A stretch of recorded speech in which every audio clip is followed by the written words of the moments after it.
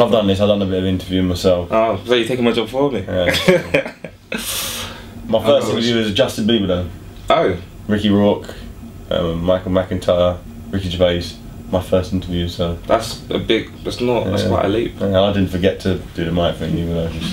You're good with your hands. I'm not. Right, see. Good point. Good point. Yeah, not my skill set. I just talk and say funny things and pray you don't hit me. That's. You can keep praying. I hope you got a good direct line to up above. No, just run. You might better make it. Dropout UK. Oh, oh, oh, oh. I'm David Haye, also known as the Haymaker.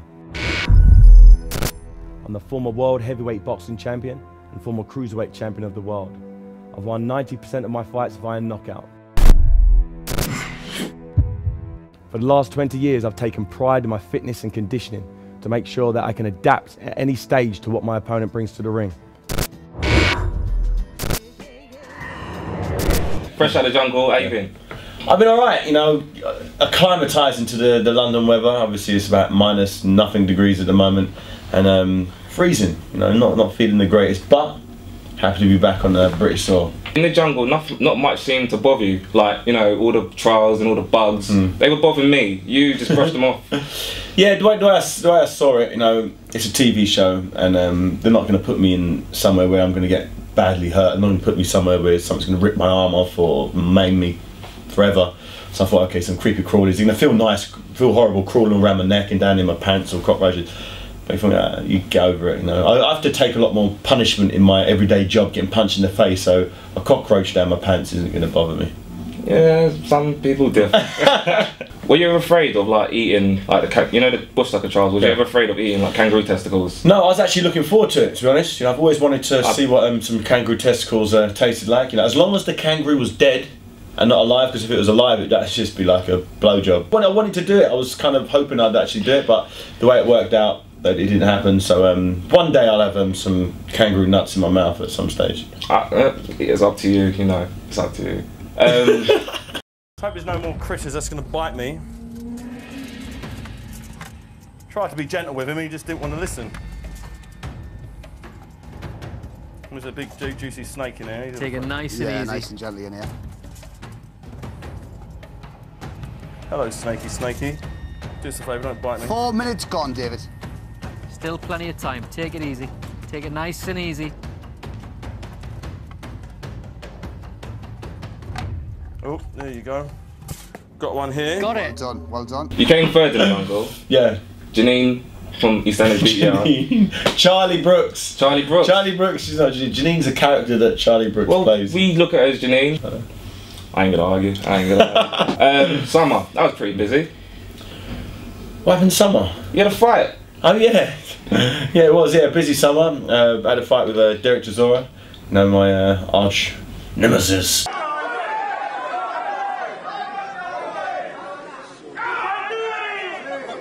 In kilograms, 96 kilos. 96 kilos.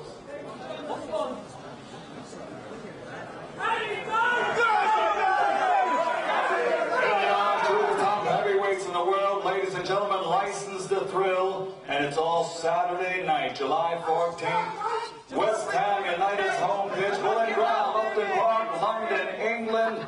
10 rounds of boxing for the WBO, WBA International Heavyweight Championship. A guy that we had a little altercation in a press conference in Germany. Then we had to go and do it for real down at Upton Park. It was July 14th. It was good little tear up. Everyone had a good night.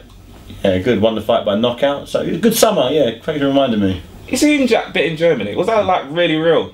It was real, very real. Yes, yeah. I didn't go there to have a fight. I don't fight for free. I get paid millions to fight. You know, don't go and do it for free. No, if you're good at something, don't do it for free. And I ended up doing it for free there, and ended up getting in trouble. So I won't recommend anybody fight outside of the boxing arena or fighting arena. Go to an MMA gym, go to kickboxing, boxing. Don't fight out in the street because you end up getting in trouble. Don't fight kids. Don't fight kids. Remember I said it first. Unless you've got no alternative, no option. Unless you're backed into a corner where you feel that your life is on the line, then I say feel free to let the punches rain down on whoever maybe in front of whatever assailant brings to the table. You need to step it up a little bit more and close what I like to call the show. Give that assailant the haymaker. The haymaker, jawbreaker. A bit of rapping. Neither of you held a boxing license. How did you get about that? We did have a boxing license. It was licensed by the Luxembourg Boxing Federation, who I no longer actually have a license with.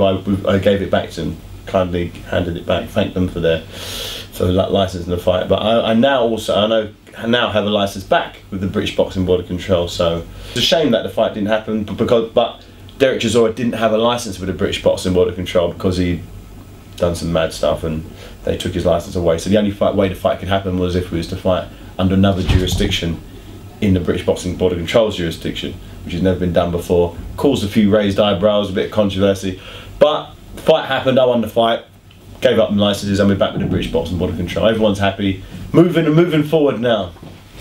Before the fight, Yes. You guys were quite aggressive. We were very aggressive before the fight. You know, even in the press conferences, weigh-ins, press junkets, they had to have literally a 7-foot cage between us so we couldn't get at each other. Because I truly believe if that wasn't there, you know, the guy has shown in the past that, you know, he doesn't mind stepping across that line. And so for the safety of myself and for him and everybody in the entourage, we made sure we had a steel cage fence between us, like it was some sort of Royal Rumble in WWE wrestling. And it worked because we didn't actually get to each other before the fight. Saved it for the main event, saved it for July 14th, and gave the fans a fantastic night of entertainment. So after the fight, you guys were quite nice to each other, quite complimentary to each other. Like, how does it go from like steel cage and barrier to? People need to realise boxing is a sport, you know, and in boxing you got to earn someone's respect. You know, me having a fight with him in a press conference where there's loads of crowded people around, and he didn't really get to get off his shots, you know. But in a boxing arena with a referee, millions of people watching it, we had like 40,000 people there at Upton Park Stadium watching the fight. You lay it on the line, you bare your soul, you know, there's no hiding place in that boxing ring. And that's what we did. We went at it and, you know, I came off better. Oh,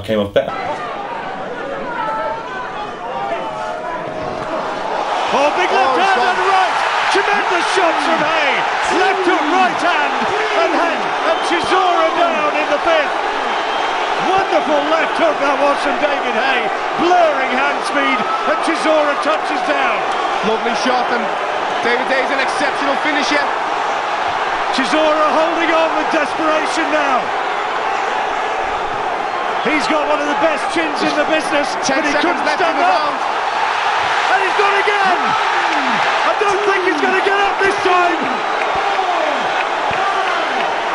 The counts at 6, at 7, at 8, he has!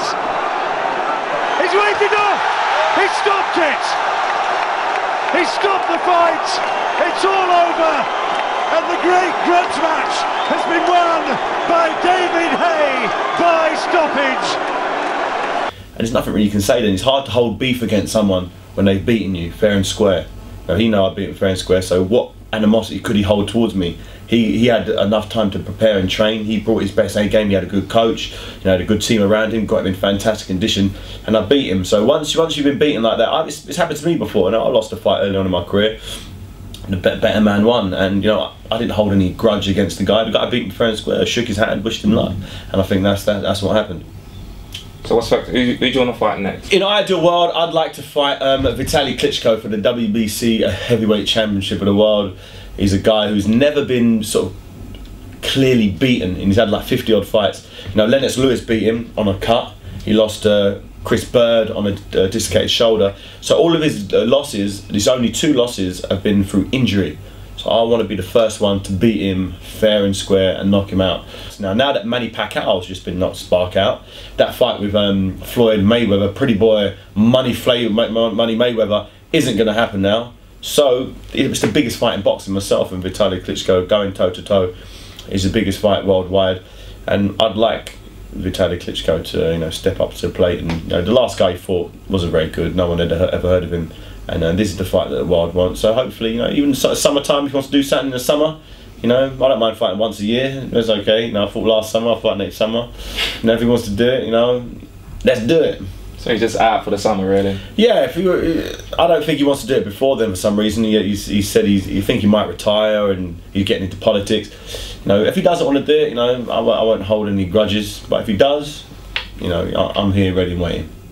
You're attractive, man. You're alright looking. So are you. Thank you, I was just sitting there thinking exactly the same thing. Now we're having a moment. I'm looking into your eyes, looking into mine. It's beautiful. Deep gazing going on here. How's the ladies go for you? Because they're alright with me. What about you? Because you're like a... I've got some muscles to go. It didn't hurt going into that jungle and doing the old shower scenes. You know, a few young ladies have come out of the woodwork, you know, saying they didn't realise I had that going on, which is nice. It's always good for one's confidence.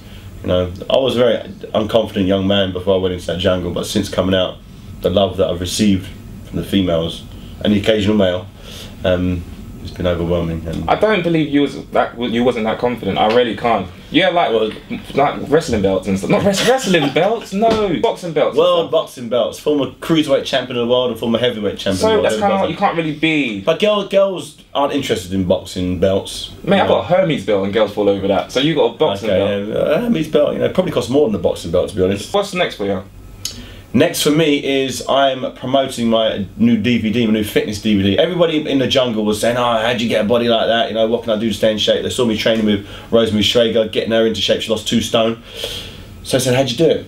I said, "I'll show you in my new DVD, David Haye's Box and Tone." Getting it from all good stockish. You can get it from my website, haymaker.com.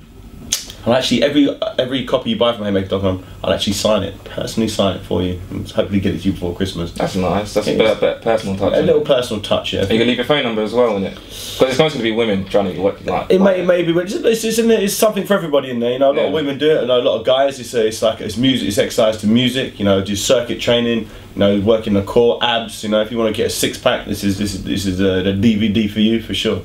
All right. I'm gonna be honest, like, I ain't got a 6-pack. I got like I'm semi-4-pack. It's nearly there. Semi-4-pack. Yeah, like I'm working on it. We can work on that. Is your DVD gonna give me a 6-pack? I'll send you one out, and I guarantee if you follow it from start to finish, you will see tremendous changes in your physical shape. I'm not saying you'll end up looking directly exactly like myself, but you will improve. Clearly, you will improve as long as you watch your diet and don't eat too much, don't drink too much, and stay relatively healthy. Doing a good training session, you know, once a day, once every other day, even if it only lasts for 20-30 minutes, you will see the difference, no doubt. I'm gonna get it. Alright. Don't get it, I'll send it to you, I'll give it for free. Oh, sweet, thank you, mate. You can be an example. I'll take a before and after picture. We'll take a picture of you before, and then in 6 weeks we'll take another picture. Guarantee you'll see something. I'm gonna put you on the front cover of the next edition. Jordan's 6-week game. If they could talk, we would call it that. Yeah. David Haye, thank you, mate. Anytime. Dropout UK, oh, oh.